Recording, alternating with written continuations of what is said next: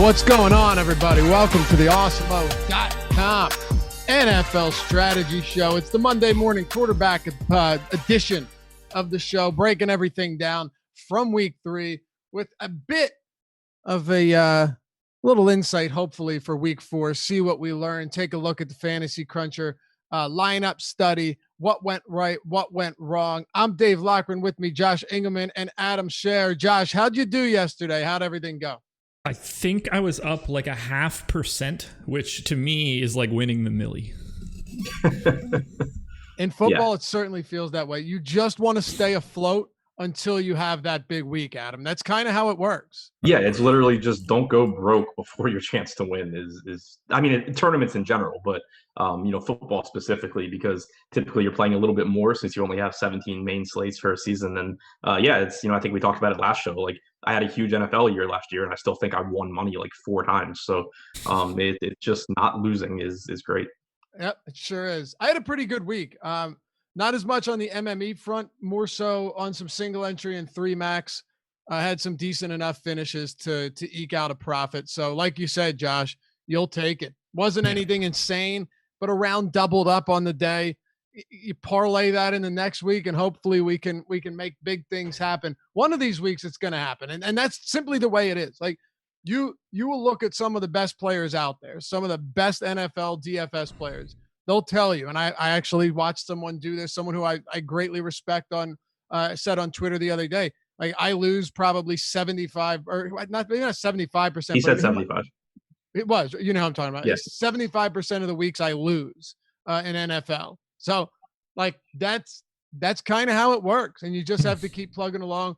And more importantly, Adam, before we get into the Cruncher lineup study, you can't put yourself in a position to go broke doing this. Like, you have to be able to have some foresight through the amount of weeks that you plan on playing to know that, okay, this can get ugly for a few weeks here. Like, I will have some skids, and it's not like a baseball or basketball where I can just pick back up the following day with a 13-game slate.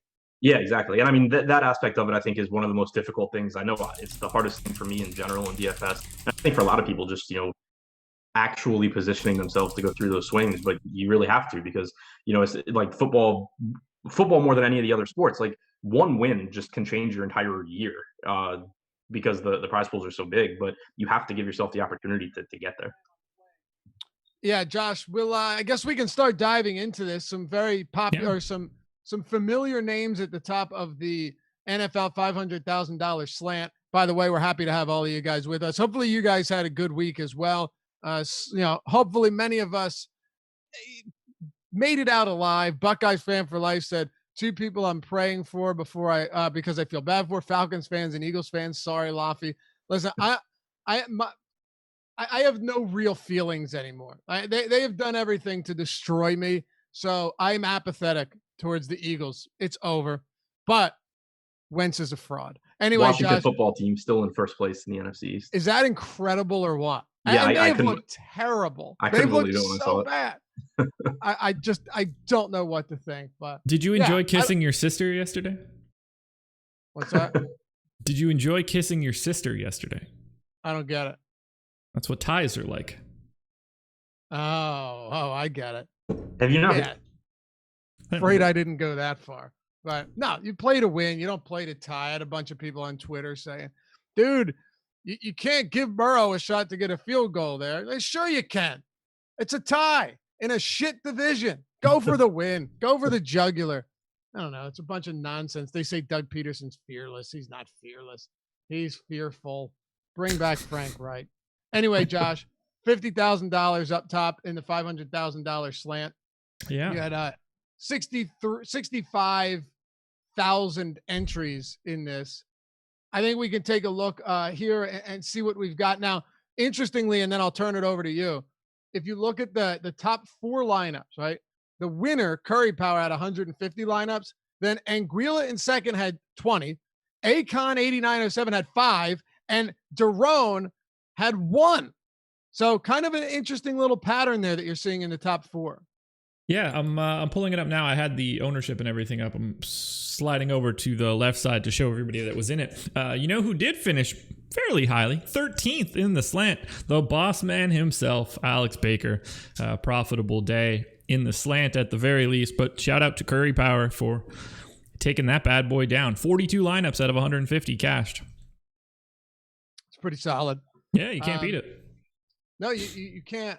And Adam, if you're looking at this, you see what 42% cash. Ricky D had 100. He had one where if you look at his 150 lineups, I don't know the what was the highest he finished. I'm trying to see the 48th, 28th, 48th. 48. Yeah. He cashed 112 of 150. He had 43% Russell Wilson. Wow. 87% Lockett. Yes, he had like 80% Lockett in the slant. I'd already looked at his exposures before the show, and he clearly was very heavy on that game stack, which obviously makes sense. Yeah. Do you want to take a look at some exposures in the winning lineup, Josh? Curry Power with 248 DraftKings points. Let's take a peek. Winning lineup was Russell Wilson, Derrick Henry, Rex Burkhead, who I hate when that stuff happens in New England, but it's neither here nor there. I had some Rex Burkhead, amazingly enough. Yeah. Just somehow snuck into my lineups. Didn't sneak into mine. Yeah, I was overweight on Burkhead, just didn't have the right pieces around him. Ridley, Gallup, Lockett, Logan Thomas, Jeff Wilson, and the Colts defense because the Jets are barely an NFL team. 248.1 wins by 7.9. That's a lot. Yeah, that's a big win in a 65,000 person tournament. But yeah, Adam, you look at this. His sum of ownership sum was 95.9%, which isn't egregious, right? Like his other lineup was, let's see, out of the 150, he had one with 163% ownership sum, 146. So he had a bunch that were very popular, but yeah, the winning one was below 100. Is there any spot that you think is right, or do you just run lineups and sometimes you might have one with 150% and one time you might have one with 70%? Because I do think before the show you mentioned something about potentially being a little bit too contrarian on this slate. Yeah, I mean, it's obviously your ownership sum is going to vary by the slate.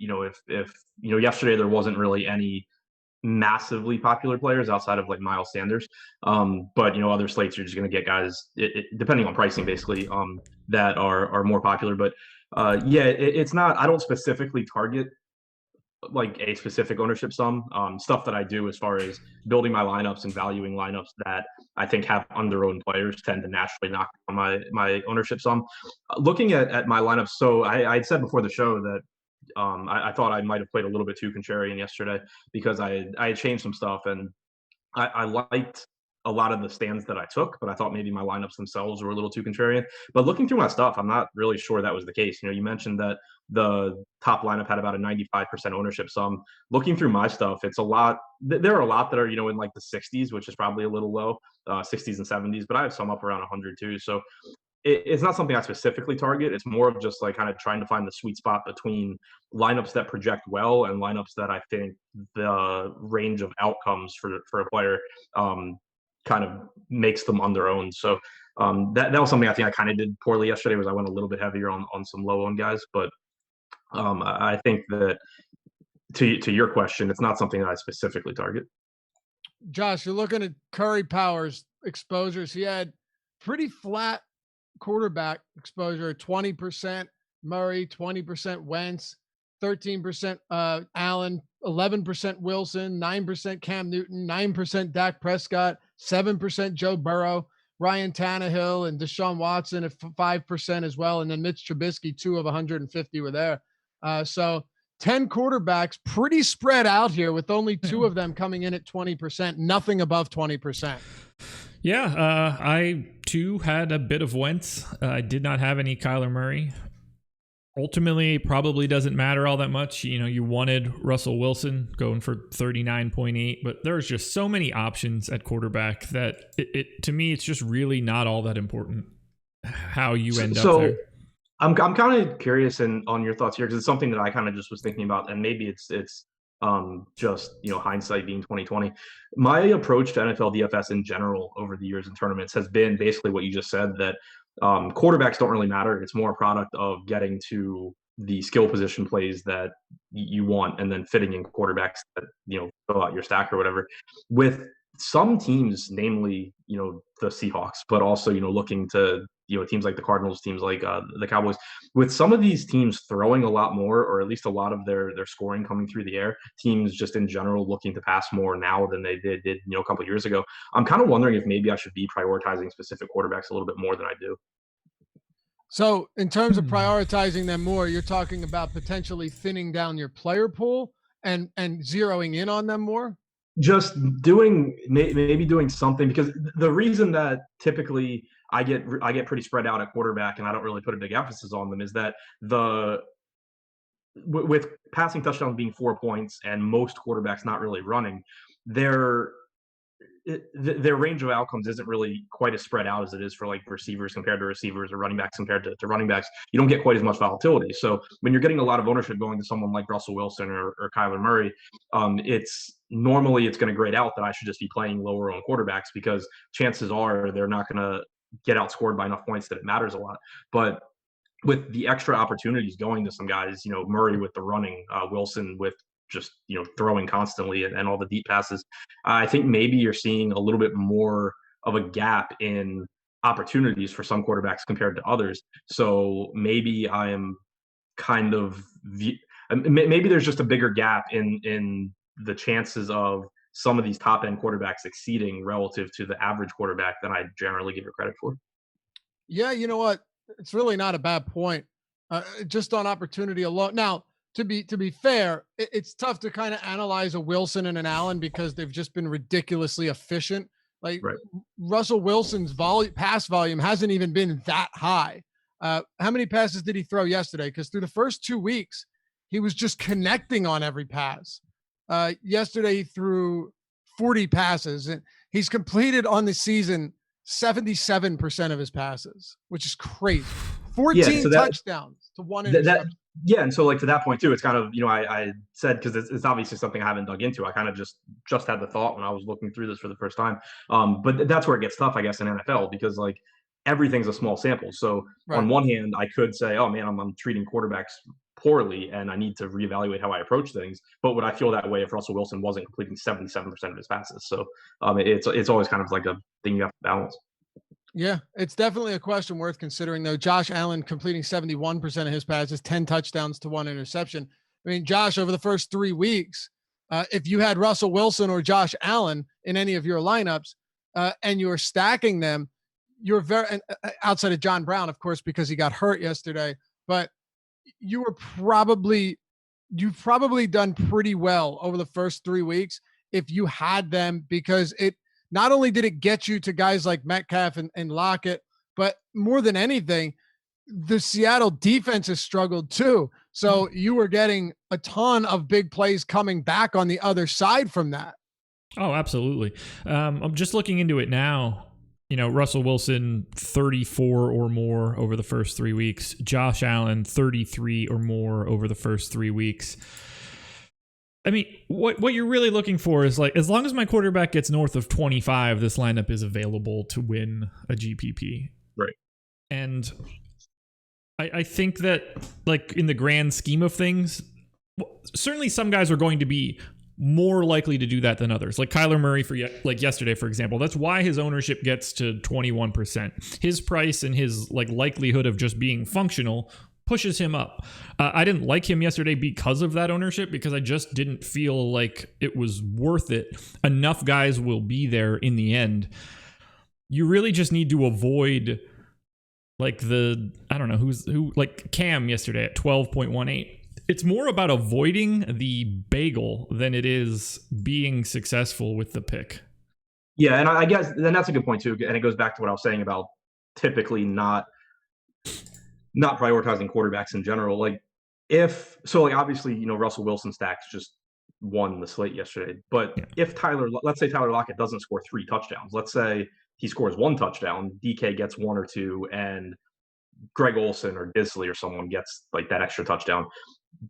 Those stacks aren't you don't necessarily have to have Russell Wilson. Right. Or that Russell Wilson scored a lot of points, and oh, by the way, a large percentage of Tyler Lockett lineups had Russell Wilson. Yeah, that's exactly how it breaks down. Like, you could have just as easily had, like, if Cole Beasley scored a little bit more, the Josh Allen Cole Beasley with Lockett might just be a better lineup in the grand scheme of things, because you're saving $400 a quarterback, and Cole Beasley's cheaper, whatever. It becomes a little bit easier then. It just so happened that Lockett was the concentration of offense. That's what's making Russell Wilson look that much better. Now, don't get me wrong. He's put up 39.8. He's going to be high in the list no matter what. Right. But Lockett is the reason that you get that combination. Yeah, which goes back to kind of what I was saying with how I typically view quarterbacks. The volatility in the receivers and the running backs is just higher than in the quarterbacks. So, I agree with what you're saying. Like, it's, if the receiver doesn't have that monster game, the quarterback doesn't matter as much. Yeah. How did the chalk do on yesterday's slate, Josh? Starting with Miles Sanders, we know the answer to that. He was underutilized, but, like, honestly, at this point, you just cannot trust Eagles chalk. And I truly am not saying this because I'm pissed off. Because, like I said, I don't even care anymore. But like with Carson Wentz, he's looked terrible. I mean, really, really bad. A ton of missed throws, and it's impacting the entire team. Jason Peters is bad on that left tackle on the left side. And as much as I love Miles Sanders, as much as I'm going to continue playing him this year because he's really, really good, it's after watching them play, especially over the first couple of weeks and then last week or yesterday, it's not actually that big of a surprise that Miles Sanders failed to come through as chalk. I need Carson Wentz to get benched, or I'm going to lose a lot of money this season. I need him to get benched or to start playing like a normal, competent quarterback again. Yeah. Because I'm not going to stop rostering him. Is the thing. Yep, you should. You really should. I mean, it's not going to happen. He was my highest known quarterback last week. I assume he'll be up there again next week.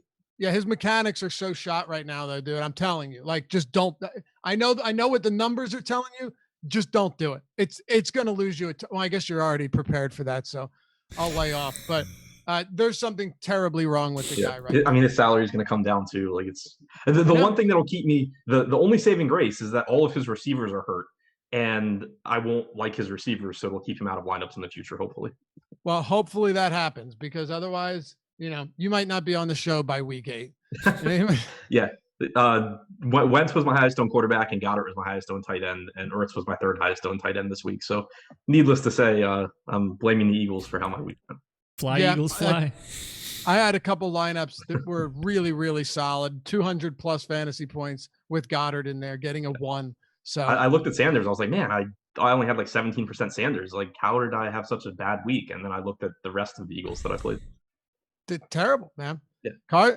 Carson Wentz has essentially done everything he can to give games away. But anyway, Josh, from a chalk standpoint, talking chalk report here, what do we have as far as the most popular players being able to pay off their salaries or not? Yeah, just 1 second. Circling back to Adam mentioning that he thinks he was too contrarian. This table that's on the screen right now, sorted by ownership from top to bottom. Your entire column is either white or shades of red. There's just no sign of like you going big on anybody at all that was owned more than 10% of the time. Yeah, on the popular plays, I was even on Lockett, I was even on Hopkins, going from memory, and I think I might have been even on Jonathan Taylor, and then I just like faded everything else. Yes, correct. Nailed it. So from a chalk perspective, Miles Sanders, the massive chalk, 44% owned, 14.7 fantasy points, which is fine.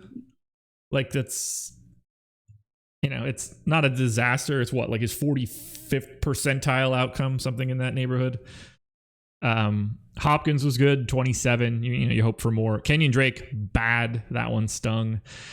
Taylor, meh. Singletary, if he would have scored that touchdown on that first, I think it was the first drive, maybe the second drive, early, tackled at the inch line, that one stung for me as well. Kyler Murray, 25 fantasy points, largely irrelevant. Tyler Lockett, the guy that you needed to have, 20.5% ownership, 40 fantasy points. Big time day. DK Metcalf, 23 fantasy points, sort of, depending on how you want to say that he got there. That'll be solid. Amari Cooper, fine. CeeDee Lamb, not so fine. Allen Robinson, big day, 31. After that, we're getting into like the 15% range. So Deontay Johnson, a ghost. Eagles D, bad. Logan Thomas, bad, but doesn't matter at 3,700. I don't know. It's a weird day. Nobody was like, I'd say Kenyon Drake was probably like the most abject, horrible owned play yesterday. I'll tell you, I had a decent amount of Kenyon Drake too. I had a ton of Allen Robinson, so that really helped me. I was very surprised that his ownership was as low as it was. And whether you want to say that Nick Foles, buoyed his production in the second half, you can, but he had like 6 for 70 at halftime anyway. So against that Atlanta team, you want to talk about an abject disaster defensively. They were terrible. So Allen Robinson was really solid at only 16%, but ultimately, Josh, another one of these guys that comes in popular every single week and kind of just gives you the bare minimum of what you can get for someone at that salary is Amari Cooper. It seems like, every week he's giving you the 17, 18, 19 and fading him, or at least coming in really underweight, is not going to hurt you ever. He will have that huge game ultimately, but yesterday, if you stuck with Gallup after having a 10% target share through the first 2 weeks, you were very happy with that.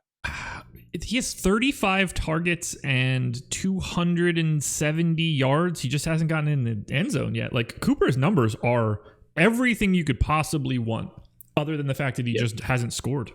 Yeah, I mean, touchdowns are just, it's variance basically there. There's no question. He was my 100 yards and a touchdown pick yesterday too. Went for 12 targets, 9 catches. I would have just assumed that at the very least I got the 100 yards part right. My point is simply that when you're looking at, like, say, LeBron, Giannis, and Luka on an NBA slate, and Adam, you and I have talked about this on the show so often. Many times you'll just be like, well, if Luka's way less owned than these guys, I'm willing to get there and go overweight for a guy that can put up the same numbers as anybody else at the same price point, but is lesser owned.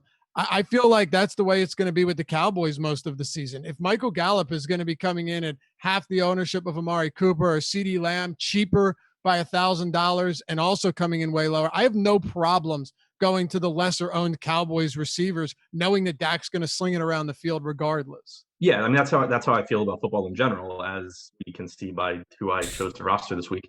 But like, touchdowns are so just fluky. I mean, even if you're on a team that you expect to do well, like the Cowboys, to your point, it's still just a complete crapshoot who gets in the end zone, and obviously that's such a big part of scoring. So in general in football, I think if ownership is going for, obviously there are exceptions, but if ownership is heavily concentrated on one particular player, you can normally find 2 or 3 guys around them that have similar upside. And within the Cowboys specifically, I agree with that too, because CeeDee Lamb is going to get targets. Like, they drafted him for a reason. He's a big part of the offense, etc.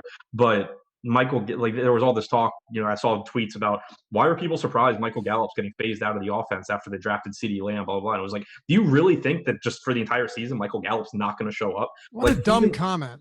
And also, week 1, like, he has a completely different week if you don't get that fake offensive pass interference call week 1 on like the 40-yard catch. But even that aside, you can't, in football, you can't just look at 1, 2, 3 games and say, like, this is what is going to happen going forward. Like, use your brain in situations like this. And if someone is talented like Gallup or whoever and has a big role in an offense, there's a better chance that you just see peaks and valleys throughout a season than that the game plan going forward is just like, yep, we're never going to throw to this guy again. Right. A guy that actually had a higher target share than Amari Cooper last season is not just going to be phased out because they drafted a wide receiver in the first round. And I'm not saying that as some sort of victory lap. I think I had like 4% Gallup. Like, that was a spot that I didn't take advantage of. But it's just in general, like, I saw someone tweet yesterday that he loves week 3 of NFL because people tend to think that they figured everything out from the first 2 games of the season and ignore their preseason thoughts too much. And I agree completely. Like, everything in the NFL is a small sample size, basically. So you're just so much better off thinking in terms of like the large picture and just thinking logically. Is it more likely that the Cowboys, for example, are going to just ignore Michael Gallup, or is it more likely that he had 2 bad games? It's a great point. I mean, you could look across the entire league for examples of this, Josh. Players aren't involved through the first 2 weeks. it could have been, and Adam mentioned the sample size is so small that you can only glean so much from this. It could have been the fact that maybe there was shadow coverage in two spots. Maybe a team is better defending the middle of the field. Maybe they have very good linebackers, a great slot corner. It's kept them from producing. So then you immediately assume that, all right, well, if that's the case, he's just not getting work. The offense must be changed. When realistically, 2 matchups means absolutely nothing. Now, that isn't to say that you shouldn't be looking at someone like, say, Joshua Kelly and saying, okay, we need to look into this more. But here's another good example: 23 carries against Kansas City, and then he only had 8 against Carolina. While Austin Eckler, who everyone was starting to panic over, comes into this game and ends up being targeted 11 times after everyone said that Austin Eckler is not going to be targeted anymore, even if it's Justin Herbert, or not going to be targeted nearly as much. Another thing too is so annoying. Script. It is, but like game script is so much different in football too.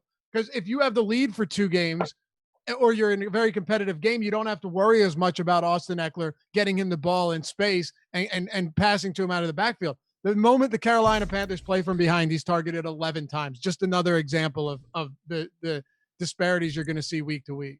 It's why I keep mentioning the small sample size in football. Not only are we talking about, we have 2 or 3 games of data, but within each game, there's, like you said, there's different game scripts, there's different coverages, there's different defensive tendencies that offenses can take advantage of. So let's say you go back, watch all these games and figure out, okay, in this situation, this guy's going to do well. Now you still have to predict within this one game sample of how that game's going to go. Like, good luck. You're better off just saying, like, this guy's going to be on the field. He's going to get opportunities in certain situations. If nobody's going to roster the guy, then I'll play him if I think he has upside. And if everyone's going to roster him, then I'll roster someone else and hope that this one specific one-game sample goes poorly for the guy that everyone's going to roster. Like, NFL, more than any sport, I think, just if you can convince yourself that you don't really know anything about what's going to happen, you're probably better off. Don't come to our Slack then.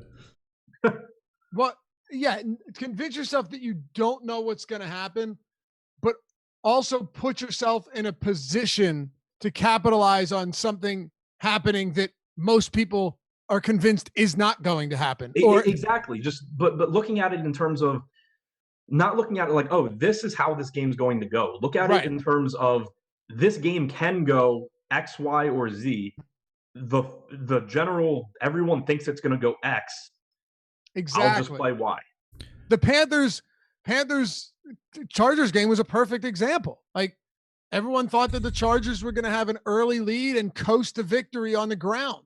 Turns out Austin Eckler was targeted 11 times and racked up 31 DraftKings points, Josh. You can just see myriad examples of games that flip on their heads. And now you're looking at them and saying, oh, okay, I wasn't expecting it to go like that. If I had at least not expected it, but had I at least had that in the range of outcomes, at least they anticipated something like that happening, I could have been there for some really big performances. Instead, I went along with the groupthink. I went along with how this game flow is supposed to go. I took Vegas as Bible in a spot like this and said, all right, well, they're 5-point favorites. They have to play with the lead. And you lost out on some good opportunities. I want to ban the term game script from all DFS analysis moving forward. It's the dumbest thing I've ever heard in my life. As if we have any idea how this game is going to play out. And 2, what if you have your running back get tackled at the 1? What if your wide receiver makes the catch at the 1? The game script has nothing to do with it. You're just running a different play to pick up that random touchdown. It's lunacy. I get it a little bit for showdown type stuff where you do kind of want to put a plan together. It is wildly irrelevant in a 12-game NFL slate to think, how's this game going to go? Even in your showdown example, it's relevant because you want your lineups to all be working under the same game script. Yeah. It's not relevant in terms of, I know how this game's going to play out and this is what's going to happen. Yeah. So-and-so team is just going to run the ball for the first 2 quarters, then they're going to have to pass because they're behind. Well, great. Then they pass to the 1 and the running back grabs 2 touchdowns. And it's just like, well, what are we doing here? None of it matters. None of that matters. You also run into the same issue that we talk about with like NBA with blowouts. like, okay, let's say the most likely scenario is this game blows out, or in the case of football, the Chargers are up 2 touchdowns. You're getting that information 9 times out of 10 by looking at a Vegas spread that everyone else is looking at and coming to the same conclusion. So where is your edge? Exactly right. That's one of the biggest issues. Now, look, I do think more times than not, if you're looking at a game where a team is a 7-point favorite, at the conclusion of the game, more times than not, that 7-point favorite obviously is going to win, and it's probably going to have, it's probably going to go somewhat the way you expected.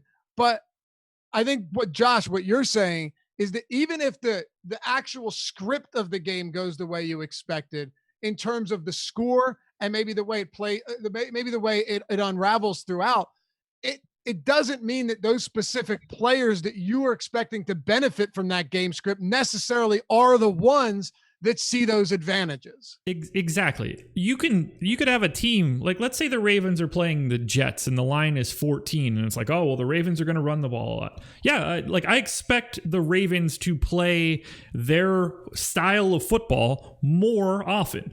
The people that score those touchdowns to make you win your DFS contests are grab bags. It can be the 60-yard slant pattern and not just pounding the ball with Mark Ingram for 35 carries.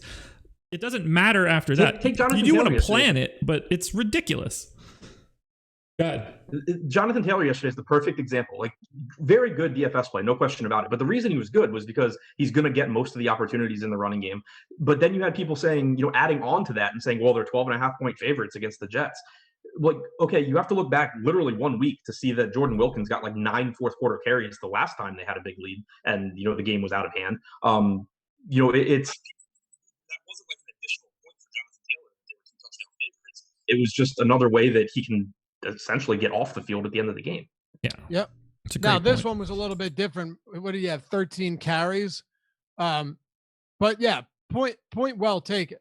And it is really important. Look, sometimes I get sucked into that thinking as well. Now, look, that I want to clarify. That doesn't mean that because you shouldn't be touting game script as the sole reason to play someone, that specific player isn't a good play. Yeah, not at all. Right. It's just they're normally a good play for reasons outside of game script. Right. And a perfect example of this is 2 weeks ago. The initial prediction or assumption with Derrick Henry going up against the Jacksonville Jaguars, right? Yeah, it was that Derrick Henry would run them over. And I got sucked into this too. Now, granted, I still think at 7,900, he was a very good play. He still had 25 carries and 27 looks. Normally, that's pretty solid. But you would assume that the Tennessee Titans put up 33 points at him in a game like that, against the Jacksonville team that most thought a defense and offense was anemic, that he would have been able to find the end zone multiple times. Derrick Henry did not score once. Ryan Tannehill, amazingly, comes into that game and throws 3 touchdown passes. I'm sorry, no, was it 4? Yeah, 4 touchdowns in a spot where most people would look towards Derrick Henry being that guy. It's just one of many examples we've had already through 3 weeks of the season. Yeah, and ultimately it just comes back to probabilistic thinking. And I think the probabilities of things happening just aren't as high as people give it credit for. You go back to the basketball blowout example, and it's, I know we've used it before, where even if a team's like a 15-point favorite, they're not like 70% to blow the other team out. And it's the same with football, where it can feel like Jonathan Taylor is a lock for 25 carries and 2 touchdowns, or Derrick Henry or whoever, but the actual probability of those things happening is just so much lower than I think the field gives it credit for. And naturally that makes the probability of the other, some other event that people aren't planning for happening higher than people tend to think. Right. And I think one way to put it that might make sense, and we'll get to your question in a second, John, because it's a fine question, is just because we're saying this doesn't mean that Derrick Henry was a bad play, because he wasn't. But more than anything, it doesn't mean that the pass catchers in that game weren't potential good plays. That's the perfect way to look at it. Yep. In a situation like that, I would bet more often than not the wide receivers or tight ends for the Titans will be dramatically undervalued because everybody just thinks the Titans are the favorites. The Titans will win. Derrick Henry does all of it.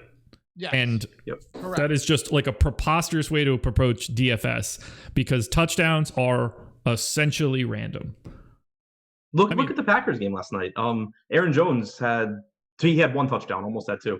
But Alan Lazard was a pass interference in the end zone and getting tackled at the 2-yard line away from having 3 touchdowns in that game, and Aaron Jones having 0. And, at the end of the day, it comes out kind of looking like how you expected it to. Lazard had a big game. Jones had a good game. But, it's just random stuff like that. And that's why I think that people overvalue how likely certain outcomes are. Yep. Aaron Jones had the receiving touchdown in week 2, but 2 rushing. John asks, Adam, can you use it as a baseline? Like talking about game script, can you use it as a baseline in terms of maybe the direction that you anticipate a game going that, hey, this team will have to throw, or maybe this team should score a lot of points? Can you use that as a baseline? I mean, yeah, I think it's typically the baseline for your projections is typically going to come from Vegas and come from your implied total for a team and all of that. But, like taking the Derrick Henry example from against the Jags, he was a good play. I think he carried the ball like 25 times. He just happened to get like 84 yards and not score. So the opportunities there made him a good play.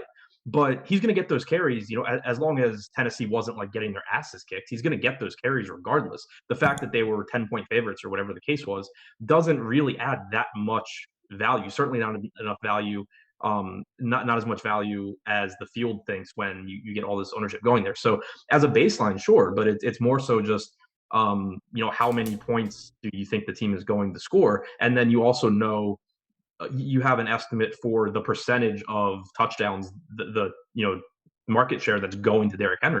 So that's kind of where you're getting it from. It's not so much they're going to be winning this whole game and that's going to get him more carries. It's their offense runs through Derrick Henry anyway, or Jonathan Taylor or whoever.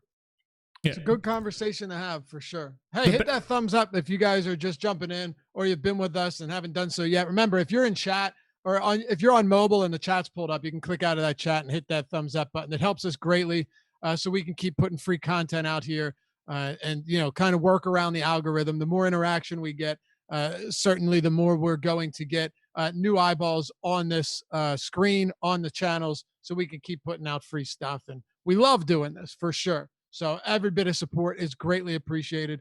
Josh, if you want to move on from this, we could talk about some of the lesser owned plays that happen to have a big impact in this week 3 slate. Yeah, let's do it. I'm just going to sort by fantasy points on the screen right now. We know Tyler Lockett at the top, Russell Wilson 2, Josh Allen 3.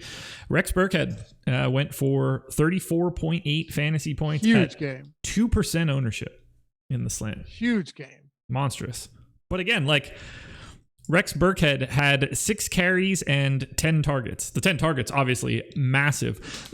Let's have this conversation. I don't think it has... I don't think there's a right or wrong answer. If we wanted to rank running backs, wide receivers, and tight ends each week by a metric that we just called sort of opportunity, carries plus targets, what do you think we should be weighting the targets? Or how much more should targets count than rushing attempts? On DK, a ton. Right. If I told you 6 carries for Rex Burkhead before lock, and he'll get 10 targets. How high does Rex Burkhead end up being ranked just because of 10 targets? Whereas if it was flipped, if it was 10 carries and 6 targets, how much lower does that bring him down? How much value is in each one of those targets? It's a great question. A lot. Yeah, because I was actually thinking about it yesterday because I had Chris Carson in some good lineups, and he broke off a 15-yard run, and I'm like, oh, cool, that's the equivalent of if he had just caught a 5-yard pass and basically a not even a good play. But yeah, it's I don't know the actual answer off the top of my head, but it's obviously something you should be valuing more. And then also when you're talking about a running back like Burkhead, the frequency that he's turning those targets into receptions because they're shorter passes. Obviously he doesn't have the opportunities to make those huge plays, but you're getting close to a point per target, basically. Yeah. Yeah, because we have to throw the touchdowns out. Rex Burkhead has 3 touchdowns. That is as minimal of a expectation as possible. That is essentially, you can't predict that. What should we predict if we know targets and rushing attempts? How much different does it look to get, say, Dalvin Cook have 20? How much are 22 rushing attempts valued compared to a target? That's something that I kind of want to dig into to find the sort of balance of what's the best combination? How many carries do you need? How many targets do you need? What's the offset between the two? You also need to be factoring in red zone carries for sure. Absolutely. In that situation. Absolutely. Yeah, it's a very good question. Look, with running backs that are discounted, how about Mike Davis being another example? Yesterday had 9 targets, caught 8 of them. The reason targets, especially for running backs, are so valuable too is, granted, you're going to have less expected yards per reception, but you're going to have far more expected receptions because the passes are coming in the flat or 1 yard downfield. So yeah, you got to figure. I mean, that's probably worth what, like 0.75 points for every target as a running back, something along those lines, ignoring yardage. I mean, what's the average reception rate for a running back in the National Football League? It's got to be massive. It's got to be upwards of like 75%. Right. So that right away, every target you get as a running back is worth 0.75 fantasy points plus yardage plus the whatever the share of a touchdown would be. It's got to be. I mean, just look at it. Mike Davis, and these are just isolated examples, but it goes to show you, like 8 of 9 for Mike Davis, 11 of 11 for Austin Eckler.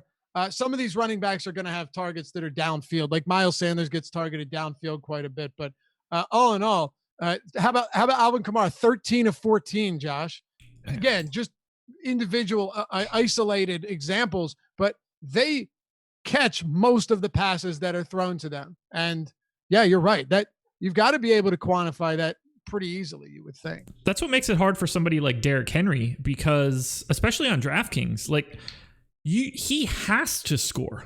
There is no ifs, ands, or buts about it. He has to get in the end zone. Like, you're not going to get a lot of 200-yard rushing days with no touchdowns to just like make you be a viable play. Like week 1, 31 carries for 116 yards. It truly doesn't matter. Being involved in the passing game and being able to bank those targets is just massive for bringing your floor up. Yeah, to that point, the week against the Jags, I did play a lot or a good amount of the Titans passing game, but I also played a lot of Henry. And that was one spot that I thought I made a mistake, just rostering a popular running back at a price where, I thought he was a really good play based on the opportunities and everything, but he still needs to score multiple times for you to actually want him in your lineup. Whereas if he were Alvin Kamara, he doesn't need to score multiple times. He needs to catch 10 passes. Yeah. Like, so, what do you need? What is your upside for Derrick Henry? So 30 points this week, 2 TDs, 119 yards, 2 catches. Like that is the upper bounds right there to get those 2 TDs. Like what if he doesn't get those 2 TDs? What if he's pushed out at the 1? I don't know where he scored from. It's Derrick Henry. Again, yeah. Let me ask you this. He gets the benefit of the red zone target or red zone rushes at the very least. So he's going to get them both. What do you think the average expected fantasy points of a carry is compared to the average expected fantasy points of a running back target? I mean, a carry is 0.45 probably, right? Is it even? Yeah, I get. It's your yards per carry. Right. Yeah. Probably. I'm saying league. I don't know what the league average is. My assumption is the league average is around like 4.2. Sure. So. Yeah. I mean, but every target is 1.75 plus. Yeah, exactly. Yeah, points. It's got to be. Yeah. Probably close to 1, like all things considered. Yeah, because 0.75% chance of a catch, I would assume that the average reception is more than 2.5 yards. So, like, let's say it's like 5 yards and you're catching it, 75% of the time. That's adding, 0.4 of a point on, basically. Yeah. I have to believe that the average reception rate's up around 75-80%. It's got to be. So, yeah, makes a huge difference. Huge difference. And more than anything, just knowing that a guy can be involved in both phases of the offense in the event that things do go awry and do flip on their head and go against that so-called game script that we talk about. That really puts like Kenyon Drake's season so far into perspective. Not involved at all in the passing game. 18 carries this week, 20 Very the week concerning. before, 16 the week before. Now that all looks great. Oh, he is the running back. He is getting the carries. If he's going to get 5 targets in over 3 weeks, like there is very little value in Kenyon Drake unless you know that he's going to score multiple times. Well, in Kenyon Drake specifically, it's about as bad as it can get because you have a goal line running back named Kyler Murray that is taking those the most valuable carries away. You know what else? And by the way, he's caught all 5 of his targets. You know what else? If you're taking the 0.75, let's say expected fantasy points, that's not including the average yardage for each reception in the NFL. So if it's 0.4, let's say maybe 0.42 for expected fantasy points per carry, you have to take the expected points per the reception and then for the actual yardage on top of that, which is probably around 4 or 5 yards itself. Right. So that's, I misspoke. I said 0.4 of a point. I meant 400s, but just like basically, back of the napkin math, I would guess that a running back target's worth about 0.8 DraftKings points and a carries like 0.45. Yeah. Wouldn't it be more than 0.8 though, if you're factoring in? Well, so let's say in yards without factoring in whatever percent of the time it ends up being a touchdown. If you assume that the average reception is like 5 yards, so that's 0.05 DraftKings points times 0.75. No, it's 0.5 DraftKings points. That's quarterback yards you're working with. Yeah, 0.5. Yeah, no, 10 yards. Yeah, 10 yards is 1. I was right the first time. It's 4/10. Yeah, 4/10. It's probably like 1.3 or 1.2. It's about 1. So like it's 0.75 for the reception, and then if you assume the average reception is 5 yards, so 0.5 DraftKings points. Yeah, it's like 1.2. It's like 0.4. So 0.4 plus 0.75. Yeah. It's like 1.1. What, like 3 times the carry? Exactly. That's essentially what we're talking about here. It's really interesting. You really need your running back to be, I don't want to say like a lock to carry the ball 20 plus times, but that is almost a baseline. If you're worried about a guy that's going to get like 10 to 15 carries and he is not a part of the passing game, the chances of him being a part of your actual player pool should be pretty low. You don't have to multiply by the chance of a TD because you can throw both of those out in the garbage. It's the chances of scoring the touchdown are the same as the rush and the pass, or at least close enough that it's not meaningful. Sure. Now, let me just say this, though. There are some exceptions. Like Derrick Henry, for example, when it comes to touchdown equity, this guy gets every single bit of opportunity in the red zone, right? Like through the first 3 games, he has 22 red zone looks. That's extraordinary, right? And it's not something that we see very often. If they get down to the goal line, sure, against the Jaguars, that wasn't the case, but that guy's gonna get chances to score all the time. So he's never coming off the field inside the 5. Ever. Right. Ever. So there is some, like, I do think you have to manually adjust just the way you think about certain players. And I would say, though, Derrick Henry is a rare exception to the rule, especially in 2020's brand of football. Without question. Yeah, like Fournette's week 2 weeks ago, 12 carries and 5 targets. I mean, the fact, like, that's so close to the margins. It's so close. This is going to make me look at this a lot differently moving forward. It is a really interesting way to look at running backs. You're absolutely right. I'm glad you brought it up, honestly, because it has an impact. I just think you have to find ways to adjust for guys like Derrick Henry as well, because that could get you into trouble. The Kenyon Drake point also ties back into what we were talking about prior to this, where I think his lack of targets is certainly concerning and it lowers his floor and it makes you less confident in him. But if someone offers me an even money bet on if Kenyon Drake starts getting targets again between now and the end of the season or doesn't, I would still take that Kenyon Drake gets targets in the future and isn't suddenly just like a guy that doesn't catch passes. He hasn't been getting targets for a while. That's the problem. He was getting them last year.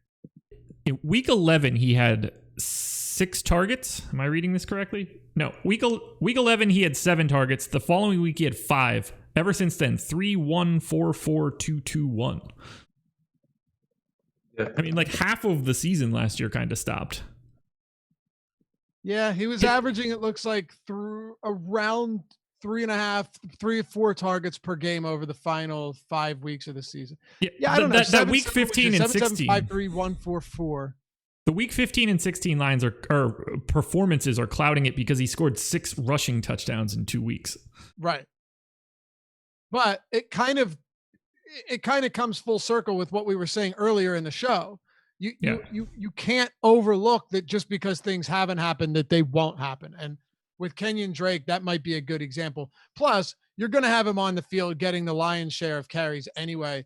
But yeah, look, it's true. You would think, Adam, that yesterday in a game that, well, I guess at no point, here's something too. At no point in the season, and this, again, I mentioned this earlier to build on your point, Adam, at no point this season have the Arizona Cardinals been in dire straits where they've been forced to throw the football extensively to try and manufacture some offense against the team that won't let them get ground yards and won't let them get the ball deep to the receivers. Right. Yeah. I don't remember what week 1 was for them. Last week was a competitive game. Week 2 was San Francisco. They beat the Niners. Right. Yeah. Week 2 was against Washington, where they were up, I think, like 17 or 20 points at the half. Yeah. So yeah, and basically the point I was making with Drake, his median target expectation isn't really that high, but his range of outcomes still has those 7 and 5 target games in there that Josh was referencing from last year. So it's just like the perfect example of, if everyone is going to roster in weeks where he's popular, you can pretty comfortably be under the field on Kenyon Drake, because his most likely outcome is that he's not really getting that many targets. But as soon as the kind of popular analysis of Drake is he's not being targeted in the passing game and everyone stops rostering him, you should probably start, because he's still going to have those games in the bag where he does get more targets than you're expecting, and he still can have those big games. Right. I feel that way with everyone in the league except Carson Wentz. Go ahead, Josh. Who, by the way, I didn't even notice it. He scored like 24 DraftKings points yesterday. Yeah. Did he really? Fully fine. He's not fine. He had overtime. Well, but go ahead. Fine for DFS. Where was I going? Not for my mental health. So we're talking a lot about this right now, and there's one key piece of this that we haven't mentioned that I know that the two of you will agree with. At some point in time, the price matters. And like Strammy asked the question, how do you view a back like David Johnson or James Conner who get 20 carries and are viable receiving options? Well, one, David Johnson doesn't do that. 11 carries, 13 carries. He's not even remotely close to 20 carries. Well, again, they played from behind in many of these games, though. He's been on the field for, and I don't mean to cut you off, but he's been on the field for almost 100% of snaps through the first 3 weeks. You got to factor that in too. Well, then he's not getting the targets because it's 3, 4, and 4. So he's not being involved. Even though he's out there, he's playing like a low usage, like 3-and-D guy in the NBA. But he was 6K in week 1, 5,800 in week 2, 5,400 in week 3. I don't get the sense that his price is going to dramatically rise for week 4. As the price comes down, the problem or like the disparity in targets and rushing attempts doesn't matter as much, because the touchdown at the lower price tag is that much more important. Sure. It all comes back. DFS is range of outcomes, salary, and ownership. Like, all of the narrative-based bullshit that everybody talks about throughout the week is just like so secondary to all of that. Yeah. The Kenyon Drake one is the one that I'm paying closest attention to, because if he really is not going to be getting any targets and is a 6K running back that is the second most owned running back on the slate, what did you like? He's 28% owned. What did we need out of Kenyon Drake to be happy yesterday? He's got to score 2 rushing touchdowns. Yeah, I mean, you're not wrong. The ownership on Drake was weird to me because Kyler and Hopkins were getting ownership too. So I understand the game had a 55 total, but what exactly did people think was happening in that game? Like, Kyler Murray at his salary needs to be getting rushing touchdowns for you to be happy you played him. DeAndre Hopkins needs to be catching a bunch of passes and getting in the end zone for you to be happy you played him. What's that leaving for Kenyon Drake if Kyler Murray is getting rushing touchdowns and DeAndre Hopkins is catching 10 passes? Of course. And Andy Isabella's scored 2 touchdowns. No, but in all seriousness, it is like I got to a decent amount of Drake just as a way to get away from the other element. Right, which I think makes sense. But yeah, it all comes to me in this specific example, it just all comes back to ownership.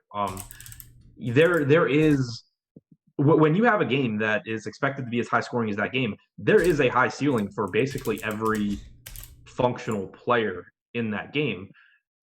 In Drake's case yesterday, the ownership was getting there, and it basically was saying, everybody is expecting him to get a large share of the points scored in this game, and I didn't think it was that likely. If you put him in that situation next week, and everyone's like, oh, I'm going to play Miles Sanders and 2 other running backs that are priced around Drake, and I'm not going to play Drake, then I think he's a great play because the opportunities are still there for points. It's just balancing it against ownership, and I think that's what really matters. You ready for this? Quick stat. You'll love this. Go ahead, Josh. Murray, in the lineups that had Murray at quarterback in the slant, 28.4% of them also had Drake. That's absurd. Yeah. Now, it's a lot of people probably saying, well, I'm going to outsmart the field, and instead of going, a second receiver, I'm going to go like, how many of them had Hopkins and Drake? A lot. So there were 3,987 lineups that had Drake plus Murray. 2,577 had all 3. Wow. So what is that? Almost 66% of them? Yeah, most had all 3. If we just look at the entire contest, 4% of all lineups in the slant had that 3-man stack. Wow. I was just double checking mine to make sure I hadn't done that while you're just like roasting everyone that did. I'm gonna sort this down. I almost did it in cash. I didn't do it in tournaments. But yeah, I mean, it was just coming up like if you're just playing medium projections, you're going to get a lot of that stack. But yeah, it goes back. Not only is he not on average, is he not catching a lot of passes, so it's not really someone I'd want to be pairing with Murray, but his touchdown expectation negatively correlates with Murray's. Like normally you don't get a whole lot of different position players in the NFL negatively correlating with each other because high scoring games just lead to points for everybody. But Kyler Murray's expectation or projection is in large part based on him getting a lot of carries and getting rushing touchdowns. That is directly taking away from Kenny and Drake. If we know that Drake has to score rushing touchdowns, that means that Kyler Murray is also not scoring rushing touchdowns. Mr. Nasty Time did it 112 times. By the way, I know a lot of people talk about defenses not mattering. For certain running backs, that is not true. Like David Johnson, you wish you would have gotten more targets, and that's the problem against a good run defense. He should be targeted more in the passing game, but he's faced Kansas City, Baltimore, and Pittsburgh. He's coming into a week 4 spot against Minnesota. If there's ever a spot where people have grown weary of David Johnson and that he's not going to get the opportunities, this is a spot that we'll talk about later in the week. But yeah, I do factor in run defense for some of these teams. If you've watched Baltimore, if you've watched Pittsburgh, they are super stout. Anything else we got before we head out for the day? I got nothing. No? I think that's some good conversation. We did. Breaking it all down. Appreciate you guys hanging out with us. Remember, if you're just jumping in, well, actually, I haven't even mentioned this yet on the show today, but our Express Pass, we decided to jack up the amount of stuff that you get in that for $3.95 a week. All of the showdown content for NFL is now included in the Express Pass. We're talking ownership projections, player projections, the rankings, the top plays, all of the showdown articles, everything for $3.95 a week on top of what was already in the Express Pass is included all season long, $3.95 a week. You can get the monthly all access with PGA, with NBA, MLB, NFL, NASCAR, UFC, League of Legends, all of that stuff. You can get all of that with our all access weekly, all access monthly, all access annual. I personally think the best bang for your buck, if you're not, if you're in a spot where you can spend, but you don't want to spend too much, is the all access monthly. But if you're jammed up right now, but you're looking to win some money, you're looking to check out the tools, you like the showdown slates, there is truly an edge there when you're using good tools. $3.95 a week. Jump in on that today or whenever. But I mean, no better time to jump in on it than today, where you've got Kansas City and Baltimore squaring off in an absolute sick Monday night showdown. So go to awesemo.com/join. Check that out. Again, all of the showdown content included in the Express Weekly. And then any contest out there for any sport, we have content for it. So for every other sport, for everything, you all access Awesemo Plus monthly, weekly, annual. We got you covered at awesemo.com/join. And of course, jump in our premium Slack chat. Say what's up, introduce yourself, or just hang around and check out people talking about DFS. sports betting, any sports, all throughout the night. You've got premium office hours with guys like Adam, Alex, and Josh, who will jump in and answer questions for an hour. Just a lot going on at Awesemo. We'd love to have you join the family. So go to awesemo.com/join. And Josh, they can check out your Showdown article for tonight, or I'm sorry, your Showdown video for tonight, right here on the Awesemo channel, which you've been doing for every Showdown slate of the season. 2 of them now, one for DraftKings, one for FanDuel. So I'm not even letting the FanDuel peeps hang. I do 2 separate videos, 2 separate pieces of data. Awesome. And they've been up for a couple hours. Josh, I think we need your push to get us up over that 100 like mark. We're at 96. Let's get the Light King to put in some work here. At least you're recognizing the skill set here. Finished with. I must say, no one thought that yesterday. The credit went solely to me during the Live Before Lock show. And here you are begging me to save the day once again. Guys, hit the thumbs up. We're at 95. It looks ridiculous when it's not 3 digits. Just hit it. There's 300 of you. At least 1/3 of you should be able to hit that thumbs up. Don't hit it more than once or we don't get credit.